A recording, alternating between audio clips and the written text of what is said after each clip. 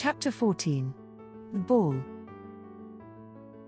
The instruction that occurs within the temple is one of the first systemic, organized educational systems in the world. Much of what Amador developed in the infancy of Estolia is still in use in our modern day. The instruction of literacy was taught to young Estolians with a fervor and dedication that was unique in that era. In the beginning, it was also the best way to preserve the early records. Each acolyte was given the task to take and copy the sacred writings so that they would have their own copy of the capítulos and ensayos. No other nation has ever had as high a literacy rate as Estolia. Meredith Zakarian, History of Estolia. When the ceremony was over, Isaiah helped her to her feet and escorted her out of the building ahead of everyone else. Everyone watched them. Lilane lifted her chin, focused on walking steadily at Isaiah's side. During the carriage ride back to the palace, he explained, "In our faith, the firstborn son of the king becomes the next king 7 days after the birth of his oldest son, his heir. What if your wife couldn't have children or didn't live long enough to give you a son? There has never failed to be a son born to each king. It is one of the promises deity made to us. 3 times in the history of my lineage the heir apparent could not fulfill the duties of his role. In each case there was a second son, or the son of the keeper, to take up the mantle of duty and become king. My father is the son of the former keeper. He became king when his cousin, my uncle Sebastian, abdicated. If one woman keeps the soul of a man, what happens if the marriage is dissolved, or the woman dies? Coming from a culture so entirely different from my own, you might find it strange to hear that divorce is unheard of in Estolia. And if the wife dies?" she asked again.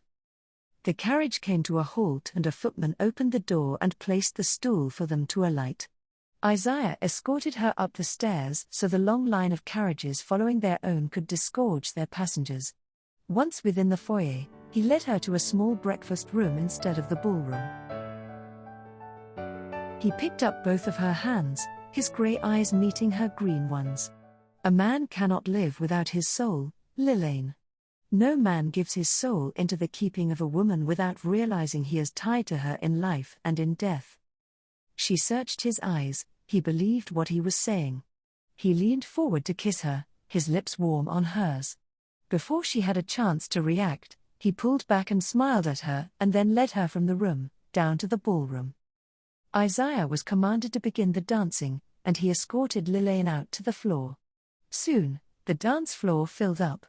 Over the course of the evening, she danced with some of the men she met in Estolia. Most of the time she was paired with Isaiah. The crowd thinned as the evening wore on, and by midnight, only the family remained in the ballroom. Cassie had danced as often with Morgan as Lilane danced with Isaiah. Theo came up to where they were dancing and put one hand on each of their shoulders. "The orchestra is packing up after this number is over," he informed them. "I shall see you tomorrow, Isaiah." Isaiah smiled at Lilane and said, "Come, I enjoyed our earlier conversation in the carriage. I would like to explain more about the significance of the keeping of the soul." He extended a hand to her. She went with him easily, following as he led her to a part of the palace unfamiliar to her. When he entered a bedroom, she hesitated. His bringing her to his or any other bedroom seemed out of character, and improper. He escorted her to a group of chairs opposite the large bed. Once she was seated, she tried to ignore the bed behind him. Rather than sit in the opposite chair, he sank to his knees in front of her. "In my faith," he said, his hands on her thighs, stroking her skin through the fabric of her ball gown, "the keeping of the soul is irrevocable.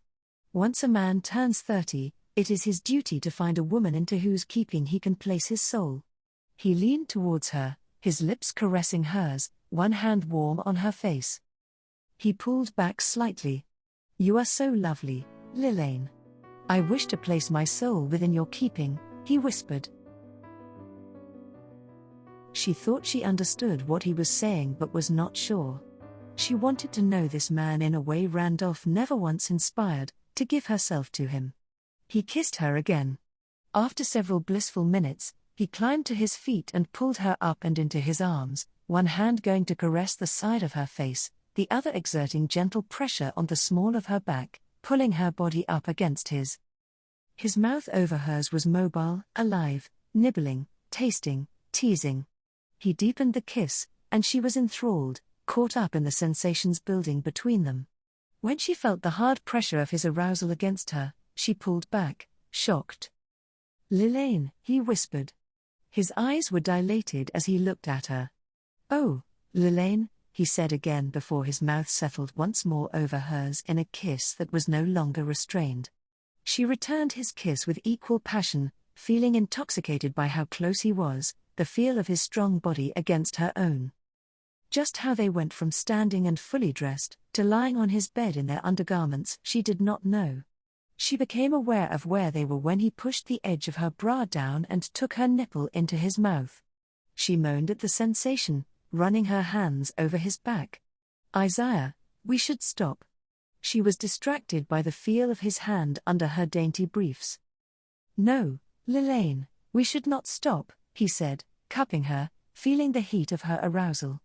"There has never been anything in my life more right than this is, right now. Say you will be mine." Logic and sense fled. She wanted him, his possession, this memory. "Yes, Isaiah." The clock began to chime the hour as he pulled the last of her garments off, divesting himself of his own.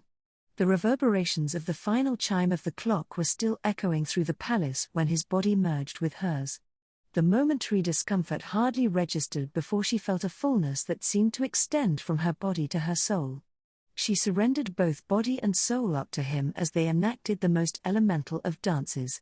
When he finally called out to her, she felt as though the universe itself came to a halt in tribute to the fundamental beauty of their union.